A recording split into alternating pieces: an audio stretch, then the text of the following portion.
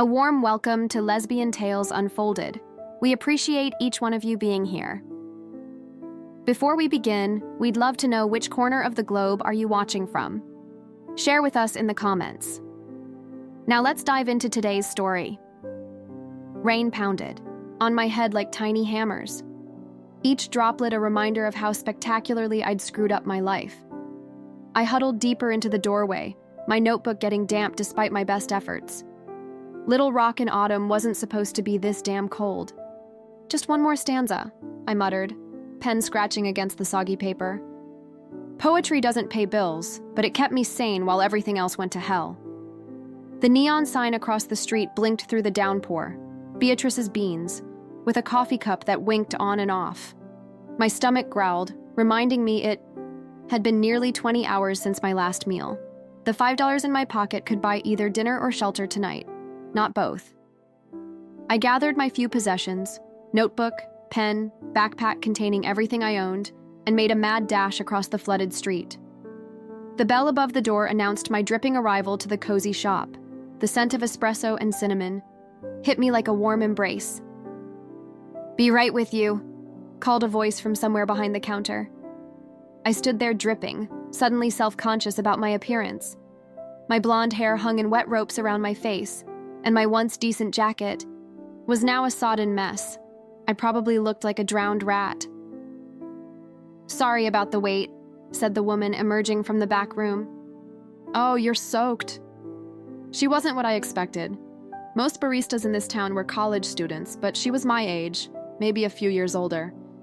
Dark brown hair pulled back in a messy bun, striking blue eyes that widened with concern, and the kind of smile that made you want to spill all your secrets. "I've got towels," she said, already reaching beneath the counter. "Hurricane out there, huh?" "Thanks," I managed, accepting the clean white towel and dabbing at my face. "Just a small coffee, please. Whatever's cheapest." She raised an eyebrow but turned to the machines. I settled at a table by the window, pulling out my notebook again. The coffee shop was nearly empty, except for a businessman in the corner tapping intently on his laptop. When she brought my coffee, I noticed her name tag, Jasmine, the owner herself. "On the house," she said, setting it down. "I can pay," I protested weakly. "Nah, consider it my good deed for the day." She glanced at my notebook. "You a student? Poet?" I said, immediately regretting how pretentious it sounded. "I mean, I try to be." "Can I hear some?" The question caught me off guard. People didn't usually ask to hear my work, but something about her interested expression made me nod. I cleared my throat and began reading a piece about urban loneliness. Halfway through, I noticed the businessman glance up with irritation before returning to his screen with a huff. Beatrice noticed too. When I finished, she applauded softly. "That was beautiful, really. What's your name?" Emery Powell." "Well, Emery Powell, I'd love to hear more sometime. Feel free to stay until closing. It's warm and we've got outlets if you need to charge anything." Our fingers brushed as she slid a small plate with a blueberry scone toward me. A jolt of something unexpected passed between us. Something I hadn't felt in longer than I could remember. "Thank you," I whispered, suddenly unable to meet those blue eyes. She smiled again before walking away, leaving me with the feeling that something important had just happened. I couldn't have known then how right I was. I returned the next day, and the day after that. Each time Beatrice greeted me with that same warm smile, occasionally sliding free pastries my way when business was slow. We talked about poetry, about coffee, about the changing colors of the leaves in the park where I pretended not to sleep.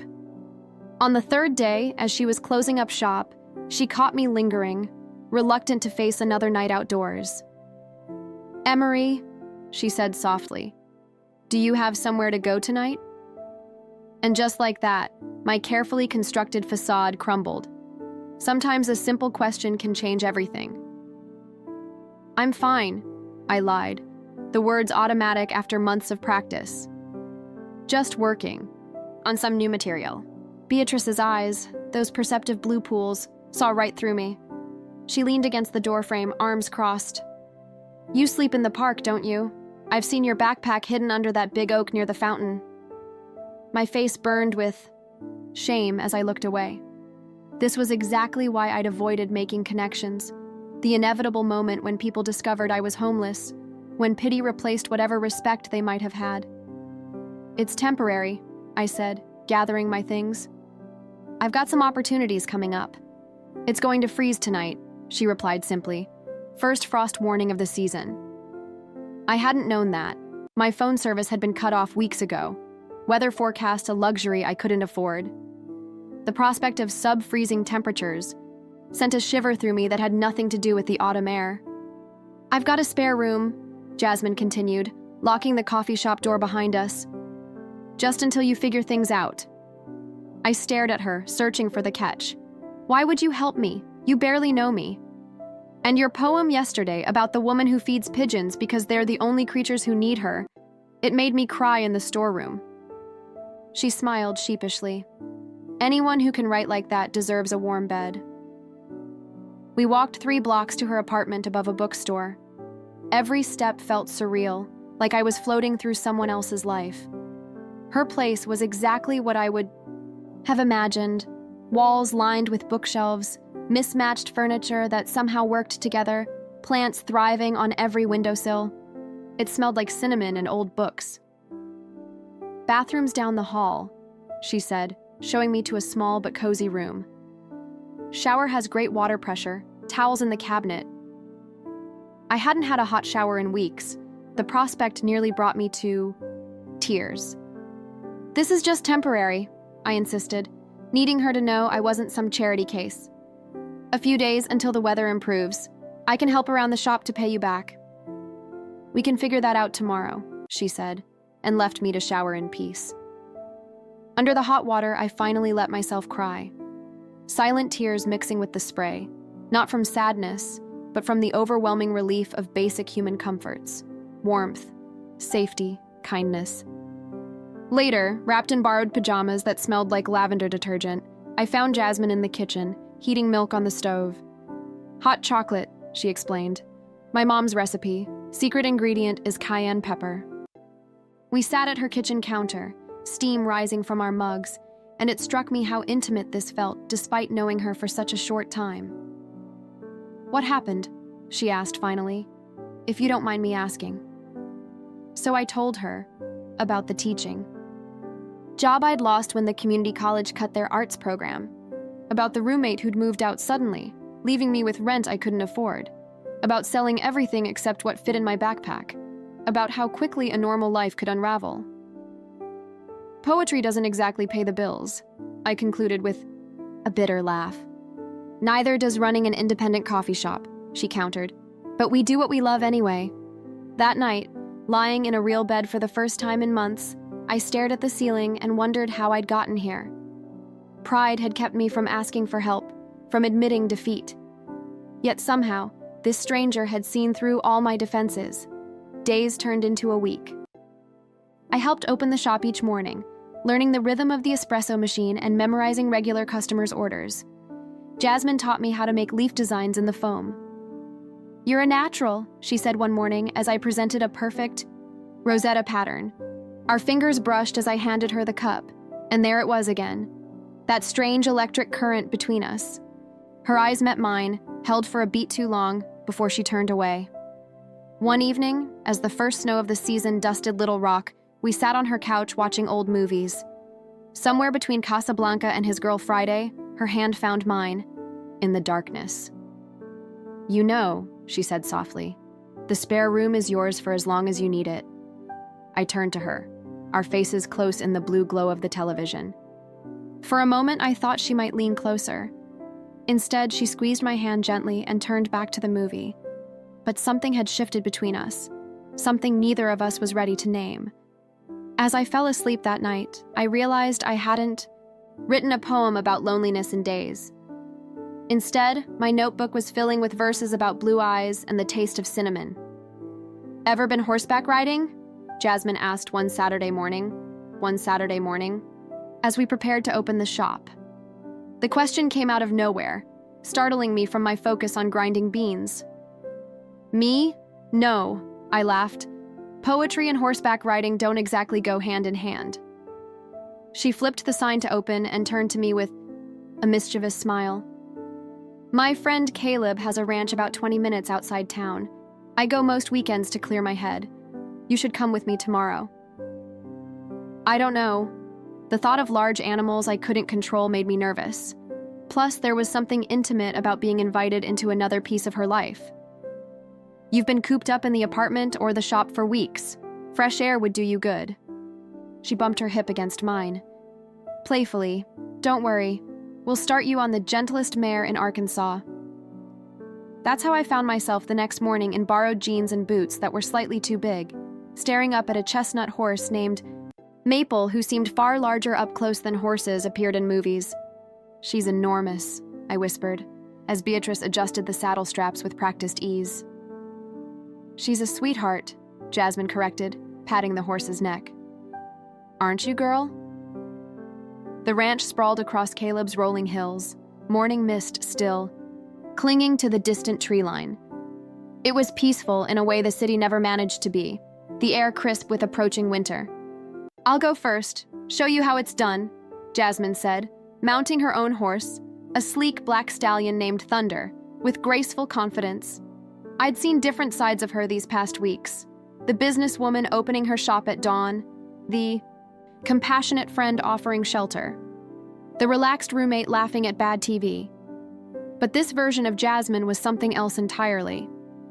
She sat tall in the saddle, back straight, handling the powerful animal beneath her with subtle commands.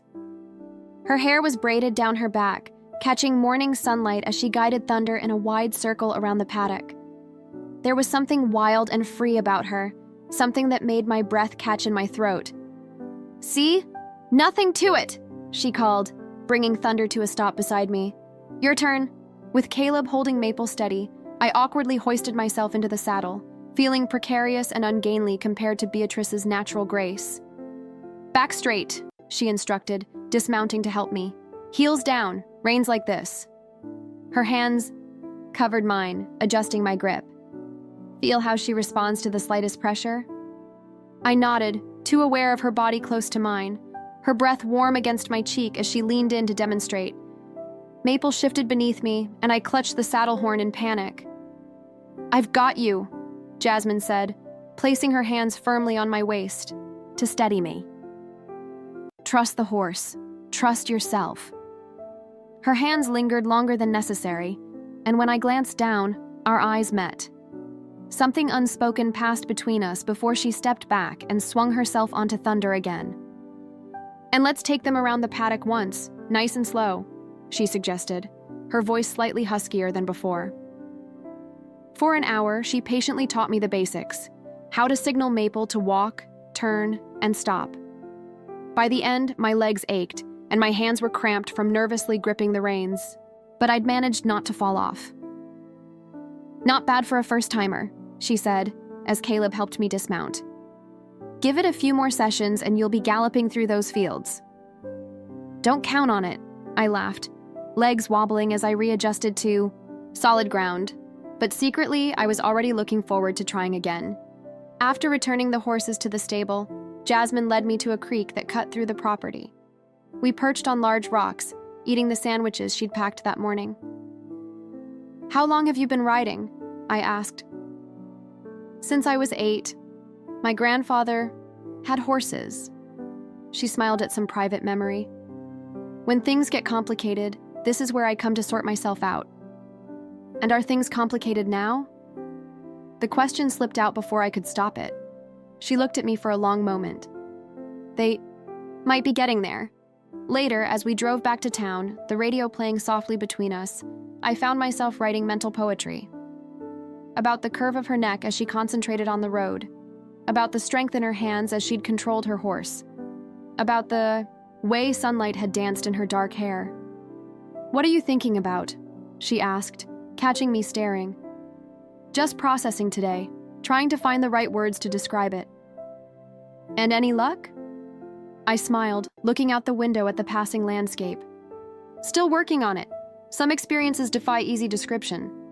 Back at the apartment, she headed straight for the shower, while I collapsed on the couch, muscles aching in places I didn't know could ache. I closed my eyes, replaying the image of her on horseback, confident, powerful, beautiful. When she emerged in sweatpants and a faded t-shirt, hair damp around her shoulders, she brought 2 mugs of tea and sat beside me. "So, poet," she said with a gentle smile. "Has today inspired any verses?" "Maybe," I admitted, "but I'm not sure I'm ready to share them just yet." Her eyes held mine, searching. "When you are, I'd love to hear them." Something was shifting. Between us, something neither of us had put into words. As she reached for the remote to turn on a movie, her fingertips brushed my arm, the lightest touch. Yet I felt it like a brand against my skin. A week after our horseback riding adventure, the lights went out across Caleb, 3 blocks of downtown Little Rock. The autumn storm that had been threatening all day finally unleashed its fury. Lightning cracking across the sky as rain lashed against the windows. "Perfect timing," Beatrice sighed, rummaging through kitchen drawers by the light of her phone. Here we go." She emerged, triumphant with candles and matches, soon bathing the apartment in a warm, golden glow. Outside, the wind howled, but inside our little bubble, everything felt oddly intimate and timeless. "And I think this calls for wine," she declared, producing a bottle of Cabernet from a cabinet. "Power outages have certain traditions, after all." I watched her pour 2 glasses, mesmerized by how the candlelight played across her features, softening the angles of her face and turning her blue eyes almost midnight dark. "2 unexpected storms," she said, raising her glass to mine with a gentle clink. 2 hours and half a bottle later, we'd migrated to the floor, backs against the couch, sharing stories that seemed easier to tell in the forgiving darkness. Jasmine told me about her ex-fiancé, who'd left her for a yoga instructor 6 months before their wedding. "I kept the coffee shop in the breakup. He wanted to sell it, but I fought for it. Sometimes I think I love that place more than I ever loved him." She swirled the wine in her glass thoughtfully. "Looking back, our relationship never felt, I don't know, complete." I nodded, understanding exactly what she meant. "My last relationship was with this literature professor. Everyone thought we were perfect together, both writers, both passionate about the same books." I took another sip of wine, but something was always missing, like we were playing roles in someone else's story. "What do you think was missing?" she asked, her voice soft in the darkness. I stared into the candle flame, searching for words. Electricity. That feeling when you're with someone, and your skin feels more alive than it's ever been. I paused, suddenly self-conscious. "That probably sounds ridiculous." "No," she said quietly. "It doesn't." The conversation flowed as easily as the wine. Moving from past relationships to childhood dreams to the books that had shaped us. At some point, Jasmine pulled a blanket from the couch, draping it over both our laps as the apartment grew cooler without heat. "Can I ask you something personal?" she said, refilling our glasses with the last of the wine. "After everything I've told you tonight, ask away. Have you ever been with a woman?" The question hung in the air between us, my heart suddenly pounding against my ribs. "No," I admitted. "Have you?" She shook her head. "I've thought about it, though. Sometimes I wonder if that's why nothing has ever felt quite right." Something shifted in the room, an almost tangible change in the atmosphere between us. To break the tension, I told her about the time I'd tried to impress a date by cooking a fancy French meal, only to set off the fire alarm in my building. She countered with the story of showing up to a blind date at the wrong restaurant and accidentally joining a stranger's anniversary dinner. We laughed until tears came, the heavy moment passing even as something of it lingered in the air around us. As the night grew later, our voices grew softer, our bodies gradually shifting, closer beneath the shared blanket. The wine and candlelight and storm created a world that felt removed from reality, a space where confession seemed natural and consequences distant. "I'm glad you came into my coffee shop that day," Jasmine said, her voice barely above a whisper. "Even though I was just a dripping mess looking for shelter. Especially because of that. Her smile and the candlelight made my breath catch. Sometimes the best things come into our lives disguised as disasters. I don't remember falling asleep, but I woke to early morning light filtering through the windows. The power had returned, sometime during the night, evidenced by the blinking clocks on the microwave and cable box. What I noticed next made my heart skip. Beatrice's arm draped protectively around my waist. Her body curved against mine as we lay side by side on the floor. Her breathing was deep and even, still lost in sleep. I remained perfectly still, afraid that any movement might break whatever spell had been cast over us. In sleep, her face was peaceful. Dark lashes fanned against her cheeks, lips slightly parted. My mind flashed back to our conversation about missing electricity, about wondering why past relationships had never felt right. As I lay there, acutely aware of every point where her body touched mine, I finally understood what had been missing. All along, when her eyes eventually fluttered open, meeting mine with momentary confusion before warming with recognition, I knew something fundamental had changed between us. Neither of us mentioned our sleeping arrangement as we stretched and rose, moving around each other with a new awareness, stealing glances when we thought the other wasn't looking. But beneath the morning light, the question that had emerged in the candlelit darkness remained unspoken. What happens now? 3 weeks after the power outage, things between Jasmine and me had settled into a strange limbo. We continued our comfortable routines, opening the shop together, sharing meals, watching movies. But an undercurrent of tension thrummed beneath every interaction, neither of us brave enough to acknowledge what had happened that night. My savings had grown just enough that I could have afforded a room in a shared apartment, but neither of us mentioned me moving out. The spare room had become mine in small ways. My books on the nightstand, my clothes in the closet, my favorite mug permanently stationed in the kitchen cabinet. "I need to find work," I told her one morning as we prepared the shop for opening. "Real work, I mean. I can't keep helping around the shop without actual pay. It's not fair to you." "You've been bringing in customers with the poetry nights," she protested. "That's worth something." She was right about that. The weekly poetry readings I'd organized had doubled our Thursday night business. But it wasn't a real job, and we both knew it. Still, I insisted. "I need something steady, something that pays." That afternoon, I scanned job listings while manning the counter during Beatrice's supply run. Nothing promising appeared until I overheard 2 women chatting at a corner table about staff shortages at the Velvet Room. "Excuse me," I interrupted during a lull. I couldn't help overhearing. "Is the Velvet Room hiring?" The older woman with cropped silver hair nodded desperately. "One bartender quit without notice last week. You have experience?" I lied smoothly, claiming 2 years behind the bar at a place that had closed down. In reality, I'd mixed drinks at exactly 3 college parties. But how hard could it be?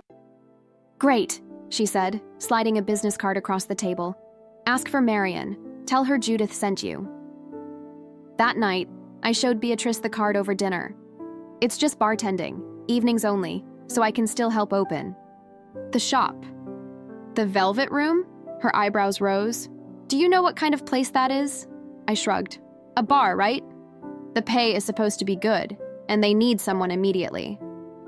A small smile played at the corners of her mouth. "It's a women's bar, Emery, as in primarily lesbian clientele."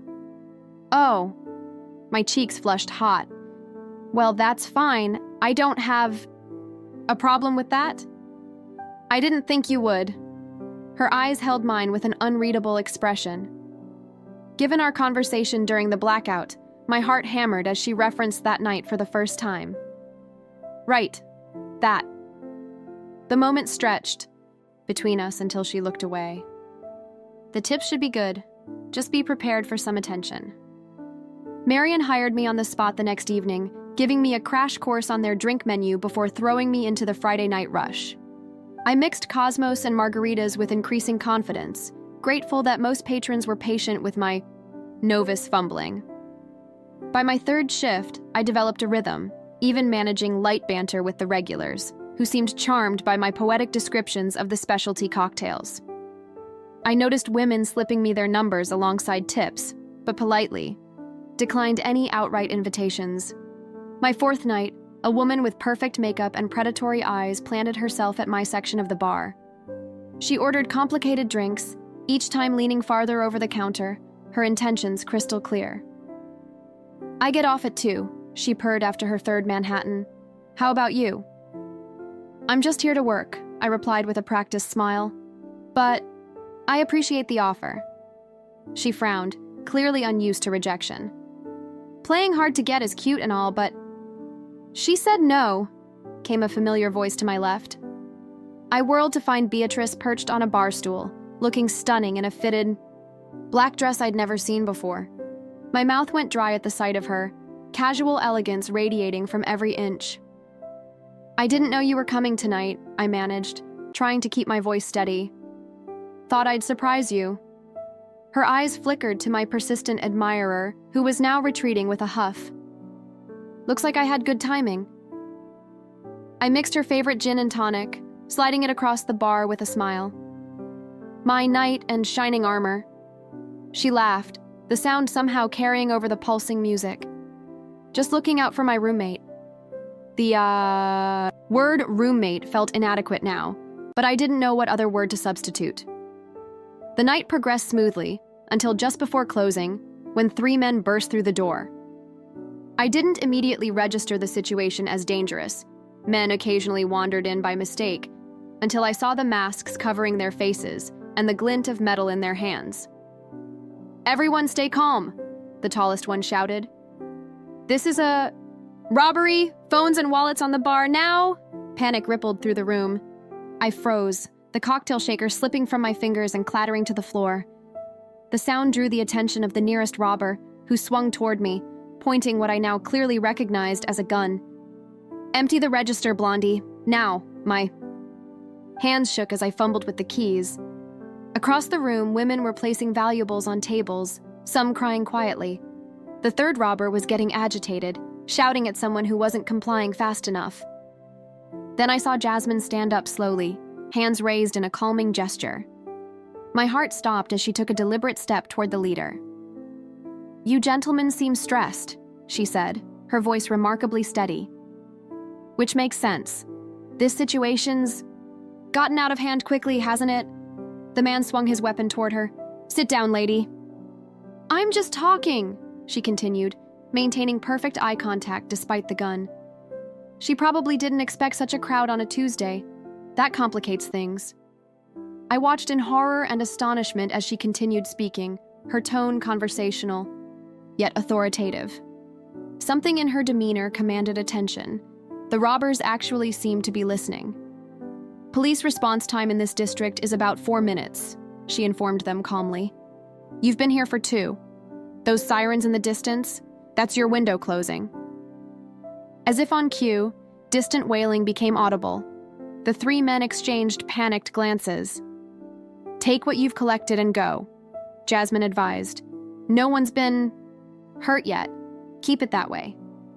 Incredibly, they did exactly that, grabbing the bags of collected valuables and fleeing out the back exit. The moment they disappeared, the room erupted in chaos. People crying, hugging, some rushing for the doors. I vaulted over the bar and ran straight to Jasmine, who now sat heavily on her stool, the composed facade crumbling as adrenaline gave way to tremors. "Are you insane?" I whispered fiercely, gripping her shoulders. "They could have killed you." She looked up at me, blue eyes wide with lingering fear. "I couldn't let them hurt you." And in that moment, surrounded by panic and police sirens, I realized just how deeply I had fallen for her. The aftermath was a blur of police statements and shocked patrons. Officers swarmed the Velvet Room, taking statements from everyone while searching for evidence the robbers might have left behind. "Ma'am, what made you approach armed suspects?" a detective asked Jasmine as we sat side by side, emergency blankets draped over our shoulders despite the lack of physical injury. "De-escalation training," she replied, her voice steady, though her hand still trembled slightly in her lap. "I worked as a crisis negotiator before opening my coffee shop." I turned to her, stunned. "You were what?"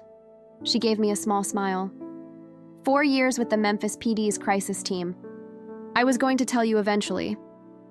The detective nodded appreciatively. Well, your training probably saved lives tonight.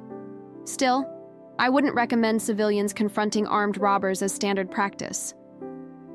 After what felt like hours, we were finally cleared to leave. Dawn was breaking as we walked to her car, exhaustion settling into our bones.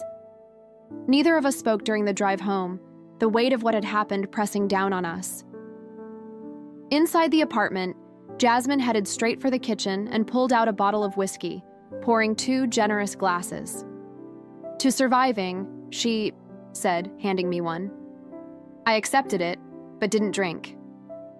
Why didn't you tell me about your past job? She shrugged, leaning against the counter. It doesn't define me anymore. I left that life behind for a reason. She took a sip, wincing at the burn. Too many situations where words weren't enough. Too many failures I couldn't forget. What you did tonight wasn't a failure, I insisted. You were incredible. I was terrified, she admitted quietly. Not for myself, but when I saw that gun pointed at you. She shook her head, unable to finish. Something broke open inside me at her words. The fear, the adrenaline, the realization of what could have been lost. It all crashed together into a single overwhelming impulse. Caleb the kitchen in 2 steps, took her face in my hands, and finally did what I'd been thinking about for weeks. I kissed her. For one terrible second, she froze, and I thought I'd made a catastrophic mistake. Then her glass clinked against the counter as she set it down to wrap her arms around my waist, pulling me closer as she responded with equal fervor. Everything we'd left unsaid poured into that kiss. The tension of the night, the weeks, of wondering, the electricity that had been building between us since that first rainy day in the coffee shop. Her lips were soft but insistent against mine, tasting of whiskey and possibility. When we finally broke apart, both breathless, she leaned her forehead against mine. I've been wanting to do that since I watched you read poetry that first day, she whispered. Why didn't you? I was afraid of scaring you away, of misreading everything. I laughed softly. We've been such idiots. Complete idiots, she agreed, capturing my lips again. We moved from the kitchen to the living room, falling onto the couch in a tangle of limbs and desperate touches. The fear and adrenaline transformed into something urgent and vital, hands exploring unfamiliar territory with reverent curiosity. Her fingers traced my collarbone, dipped lower, a Caleb my chest, each touch igniting new sensations I'd never experienced before. I marveled at the softness of her skin as I pushed her dress off her shoulders, at the way she arched into my touch. Are you sure about this? She whispered against my neck, her breath hot against my skin. I've never been more certain of anything, I answered, guiding her hand to the buttons of my shirt. What followed was a revelation, the difference between going through motions I'd been taught to expect and truly discovering desire for the first time. Her body against mine felt right in a way nothing ever had before, each caress answering questions I hadn't known to ask. We moved to her bedroom, as dawn light filtered through the curtains, casting everything in golden hues. There, without the urgent fear that had fueled our initial encounter, we took time to learn each other properly. What made her gasp? What made me shiver? The rhythm that built between us like poetry. Hours later, as morning fully claimed the day, we lay wrapped in each other's arms, my head resting on her chest, listening to her heartbeat slowly return to normal. I never knew it could feel like that, I admitted quietly. Her fingers combed gently through my hair. Neither did I. Sleep claimed us eventually, our exhausted bodies surrendering after the night's emotional and physical marathon. When I woke sometime in the afternoon, panic briefly fluttered in my chest. What had we done? Would this ruin everything between us? I slipped out of bed, pulling on a t-shirt and underwear before padding to the kitchen, my mind racing with possibilities. Had it just been the adrenaline? Would she regret it in the light of day? I was filling the coffee maker when warm arms wrapped around me from behind, lips pressing gently against my shoulder. I could hear you overthinking from the bedroom, Jasmine murmured against my skin. I turned in her arms, searching her face for any sign of regret. What I found instead was a tender smile and clear eyes that held none of the doubt plaguing me. "Good morning," she said, reaching past me to grab 2 mugs from the cabinet. "Or afternoon, I suppose." "About last night," I began. She placed a finger against my lips. "If you're about to apologize, don't." "Unless," her confidence faltered. "Slightly, unless you regret it?" "No," I said quickly. "Not at all. I just wasn't sure if you might think it was a mistake." She laughed, relief evident in the sound. "Emery Powell, that was possibly the least mistaken thing I've ever done." She handed me a steaming mug of coffee and leaned in to kiss me softly. The simple domesticity of the moment, somehow more intimate than everything that had transpired hours before. "So what happens now?" I asked when we broke apart. "Now," she said, with a smile that warmed me more than the coffee ever could, "we figure it out together." The morning after everything changed between us, I woke up in Beatrix's bed for the second time, but found myself alone. Panic flared, briefly until I heard cabinet doors opening and closing in the kitchen. I pulled on a robe and padded out to find her making breakfast, humming softly to herself. "Hey," she said, turning with a smile that crinkled the corners of her eyes. "I was going to surprise you with breakfast in bed." I should have felt at ease. The night had been everything I hadn't known I wanted. Jasmine, everything I hadn't realized I needed. But as I watched her move around the kitchen, an unexpected anxiety coiled in my chest. "I need some air," I blurted out. "And to write, my head's full." Concern flickered a Caleb her face. "Everything okay?" "Yes. No, I don't know." I ran a hand through my tangled hair. "I just need to process." Understanding softened her expression. "Of course. Take whatever time you need." An hour later, I was sitting Caleb-legged on a park bench, my notebook open on my lap. The same park where I'd slept not so long ago now served as my refuge for a different reason. Words poured out of me, messy and raw, about desire I hadn't recognized, about the terrifying vulnerability of wanting someone this much, about the fear of losing the safe harbor Jasmine had become. The poetry was different from anything I'd written before. Instead of observing loneliness from within its embrace, I wrote about the terror of potentially losing connection. The verses were unpolished, almost frantic, filling page after page. As autumn leaves drifted down around me, I lost track of time until the sky darkened and a light rain began to fall. 2 days had somehow slipped past, with me returning to the apartment only for brief moments when I knew Jasmine would be at the coffee shop. I'd left notes, working on something important or needed space to think, but nothing substantial enough to explain my sudden distance. On the 3rd day, as I huddled under a gazebo watching the increasingly heavy rainfall, a familiar figure appeared on the path, umbrella in hand, determination in her stride. "You're avoiding me," Beatrix said without preamble, closing her umbrella as she stepped under the shelter. "I'm writing," I corrected, gesturing to my ink-stained fingers and notebook. "For 3 days without a proper conversation?" She sat beside me on the bench, maintaining a careful distance. "Did I do something wrong? Was it too much, too fast?" The genuine worry in her voice broke through my self-imposed isolation. "No, you were perfect. That's the problem." Her brow furrowed.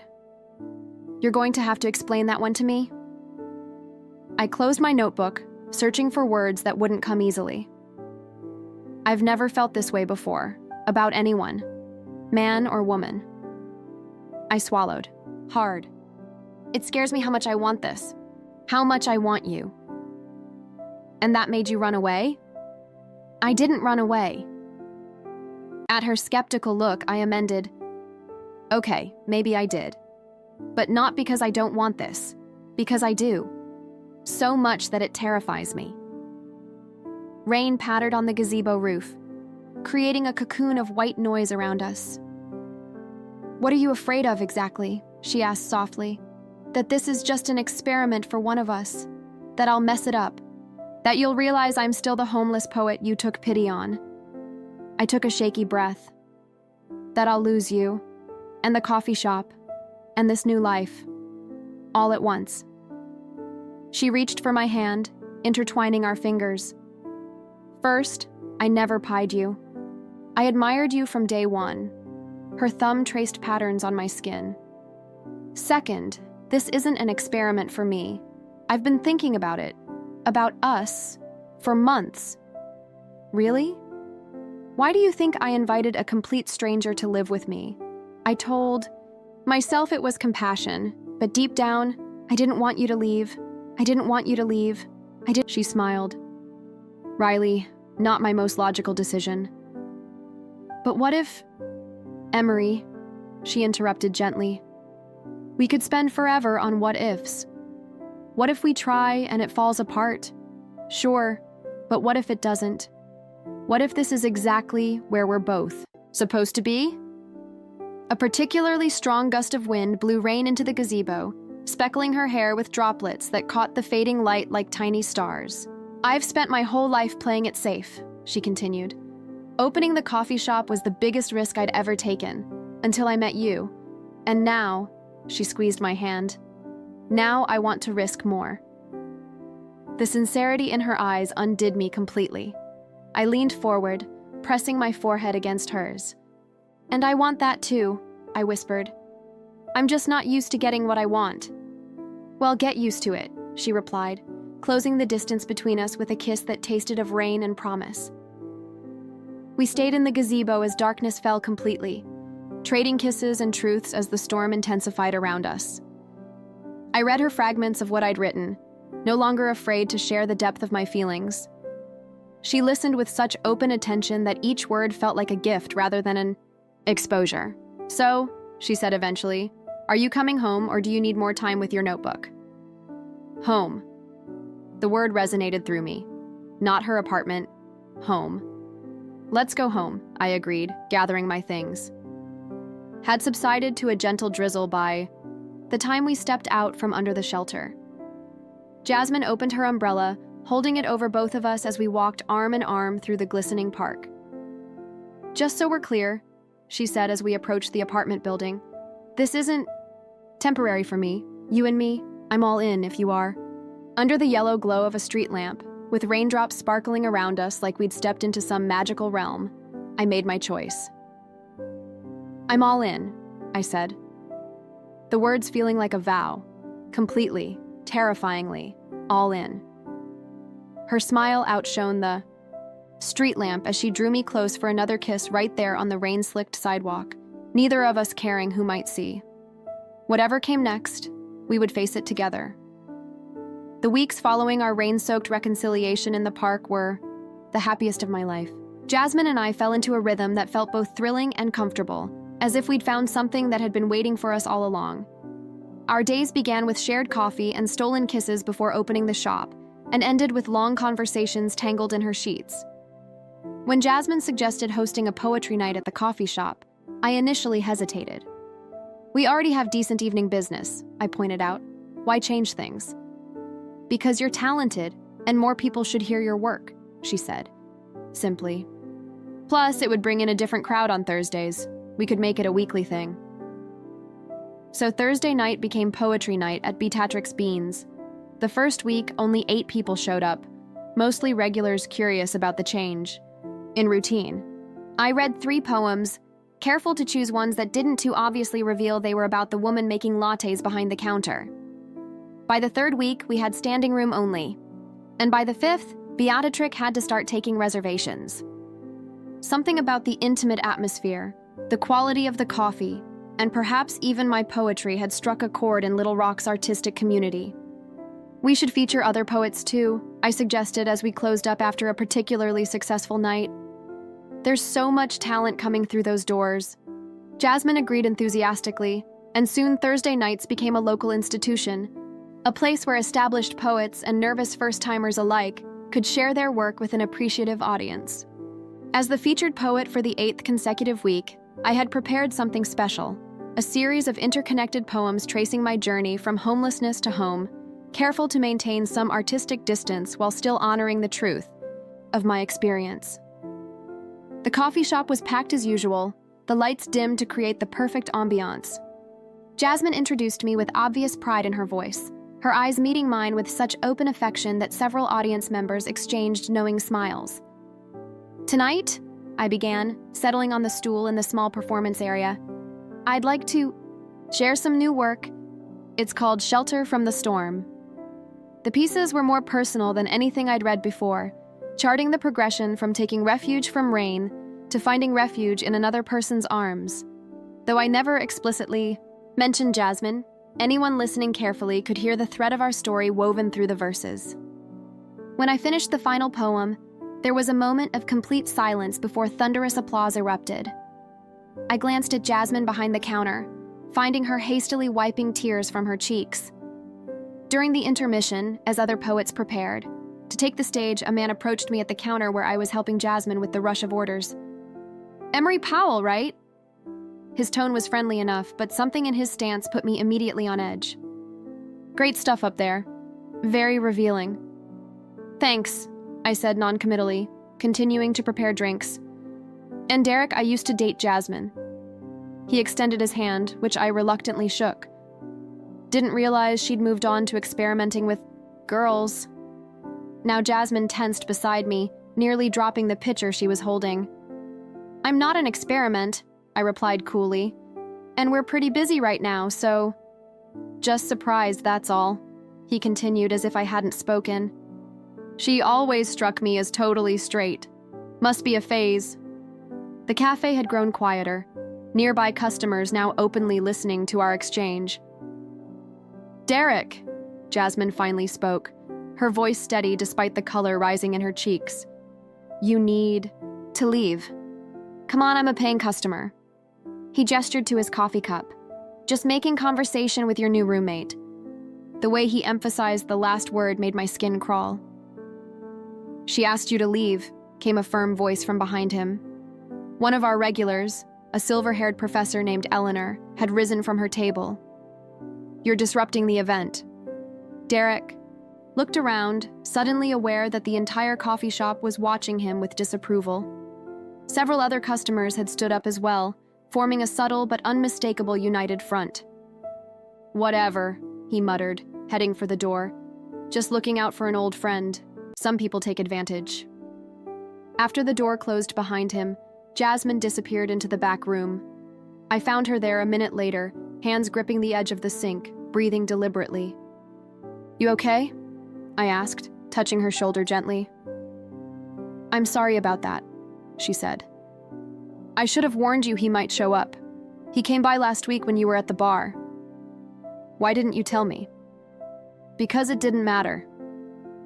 She turned to face me. "He's the past.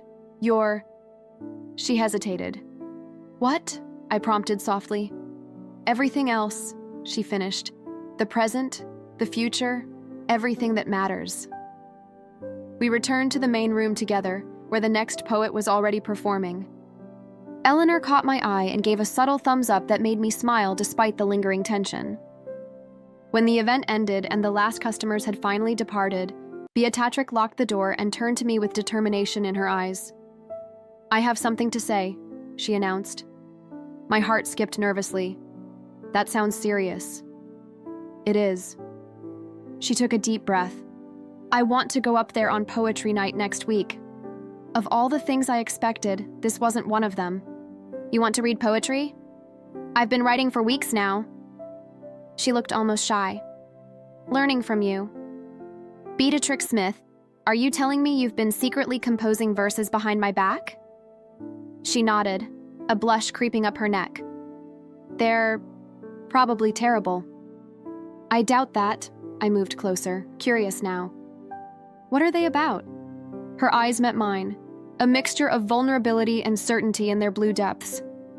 "Finding love when I least expected it, when it walked through my door soaking wet and asked for the cheapest coffee on the menu."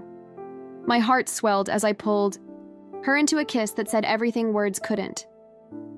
Derek's unwelcome appearance had only clarified what we both already knew. This was no experiment, no phase. This was real, and it was ours.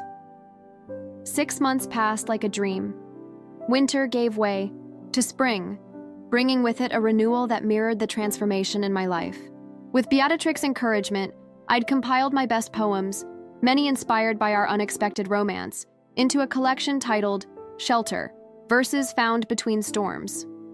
To my shock, a small publishing house expressed interest after hearing me read at a literary festival in Memphis. The advance wasn't large, but it was enough to make me feel like a real poet for the first time. The official release was scheduled for today. "You're pacing again," Jasmine observed from our bed, watching me. "Wear a path into the carpet. Wear a path into the carpet." We'd long since converted the spare room into a shared office space, my typewriter proudly displayed beside her accounting ledgers. "What if nobody comes?" I asked, the book launch party at the coffee shop less than 3 hours away. "What if they hate it?" She rose and wrapped her arms around me from behind, pressing a kiss to my shoulder. "The pre-orders already exceeded the publisher's expectations. And does it really matter? You wrote this for yourself, not for reviews." "I wrote it for us," I corrected, turning to face her. "Most of it, anyway." Her smile, that same warm smile that had greeted me on that first rainy day, still had the power to steady my nerves. And it's already perfect. The coffee shop had been transformed for the evening. Fairy lights hung from the ceiling. Copies of my slender volume displayed prominently on a table decorated with spring flowers. A small podium stood at the front, microphone ready for readings. My hands trembled as I watched people file in, not just the regular poetry crowd, but others too. Colleagues from the Velvet Room, where I still bartended 2 nights a week. Writers from Caleb's Ranch, where Jasmine and I now took weekly lessons. Even Detective Logan, who had taken our statements after the robbery. "Standing room only," Jasmine whispered in my ear as she passed, carrying a tray of champagne flutes. "Told you." My publisher introduced me with generous praise before I took my place at the podium. Looking out at the crowd, at the faces of people who had become community, become friends, I felt a swell of gratitude so intense it momentarily robbed me of speech. "Thank you all for coming," I finally managed. A year ago, I was writing poems in the rain with nowhere to go. Today, my eyes found Jasmine at the back of the room. Today, I have more than I ever dreamed possible. I read selections from throughout the book, charting the journey from desolation to belonging, from loneliness to love. When I reached the final poem, the one about finding home in a person rather than a place, I saw Jasmine discreetly wiping tears from her eyes. After the formal reading came the signing. As I inscribed copies with personal messages, Jasmine kept me supplied with water and encouragement. The line moved steadily until just one person remained, Caleb from the ranch, clutching his copy awkwardly. "Never been much for poetry," he admitted gruffly. "But this is special. You two are special." His simple validation meant more than he could know. He had watched our relationship bloom during those weekend rides, had been quietly supportive when some other ranchers had raised eyebrows. As the last guest departed and we began cleaning up, Jasmine paused by the podium where I was gathering my notes. "I have something for you," she said, pulling a small velvet box from her pocket, "to commemorate your first publication." Inside was a delicate silver pendant in the shape of a tiny book. When I opened it, microscopic engraving read "Shelter" on one side and "Busk" on the other. "It's beautiful," I whispered, as she fastened it around my neck. "There's something else." She seemed suddenly nervous. "I've been thinking about the coffee shop name, Beatrix Beans." "What about it?" "I was wondering how you'd feel about Beatrix and Emery's." She tucked a strand of hair behind my ear. "Make it official. Business partners, life partners, whatever comes next." My heart swelled as I understood what she was offering. Not just her business, but her future, entwined permanently with mine. "Yes," I answered without hesitation. "To all of it." Later that night, after we'd cleaned the shop and celebrated privately in our apartment, we lay tangled in sheets and whispered dreams. My fingers traced the line of her jaw, still marveling that this extraordinary woman had chosen me. "I dedicated the book to the woman who gave me shelter from the storm and taught me to ride," I said softly. but that barely scratches the surface of what you've given me." "And what's that?" she asked, brushing her lips against my forehead. "Permission to be exactly who I am, to write honestly, to love completely." I pressed closer, breathing in her familiar scent. To stop running from what scares me and run toward what heals me instead. Her arms tightened around me as April moonlight spilled across our bed. Outside, Little Rock continued its nightly rhythm. But inside our small sanctuary, we had created something timeless, a love story neither of us had seen coming. Written. In coffee stains and poetry, in whispered promises and everyday courage. "Read me something," she requested sleepily. I didn't need the book. The words lived in me now, permanent as breath. So I whispered verses about finding home in unexpected places, about rain that leads to rainbows, about a wandering poet, and the woman brave enough to offer her not just shelter, but love. Shelter.